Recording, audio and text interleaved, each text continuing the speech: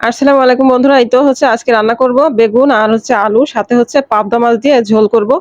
আর সাথে আছে হচ্ছে কুমড়োর বড়ি। তো ১ম আমি সবকিছু হচ্ছে কাটা বাছা করে রেডি করে নিয়েছি। কুমড়ো বড়িগুলো একটু ভেজে নিয়েছি। তারপরে মাছগুলোও হচ্ছে লবণ আর হলুদ দিয়ে সুন্দর করে ভেজে উঠিয়ে তার মধ্যে দিয়ে দিলাম হচ্ছে রান্নার জন্য পরিমাণ মতো হচ্ছে সরিষার তেল। আর সরিষার তেলটা গরম হলে তার মধ্যে সব মসলাগুলো একসাথে দিয়ে দিলাম। কারণ যেহেতু শরীর খারাপ অত স্টাইল করে রান্নার মধ্যে নেই। যতটা সহজেই এবং হচ্ছে স্বাস্থ্যসম্মতভাবে রান্না করা যায় সেটাই হচ্ছে আমার জন্য মঙ্গল। তাই এই যে সব মসলাগুলো দিয়ে দিলাম আর মসলার মধ্যে হচ্ছে আছে পেঁয়াজ কুচি, রসুন বাটা, তারপর হচ্ছে কাঁচামরিচ, স্বাদ মতো লবণ, হলুদের গুঁড়া, মরিচের গুঁড়া, ধনিয়া, জিরা গুঁড়া আর হচ্ছে সাদা সরিষা গুঁড়া। এগুলো দিয়ে সুন্দর করে মানে হচ্ছে কিছুটা পানি দিলাম কষানোর জন্য, দিয়ে ভালো করে কষিয়ে নিলাম।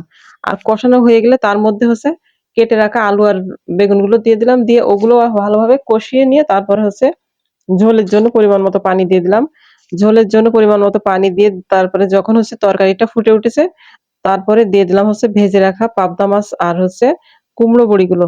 আর এই যে এভাবেই হচ্ছে আরো কিছুক্ষণ হচ্ছে রান্না করে নিলাম। আর রান্নার শেষের দিকে তখন হচ্ছে উপর থেকে আমি একটু হচ্ছে জিরা মরিচের গুঁড়ো ছিটিয়ে দিয়েছিলাম, যদিও সেটা অফ ক্যামেরায়। যাই হোক, রান্নাটা মাশাআল্লাহ খুবই সুন্দর হয়েছে। আর সবাই পরবর্তী ভিডিও দেখার আমন্ত্রণ জানিয়ে শেষ করছি। ভালো থাকেন, সুস্থ থাকেন। আল্লাহ হাফেজ।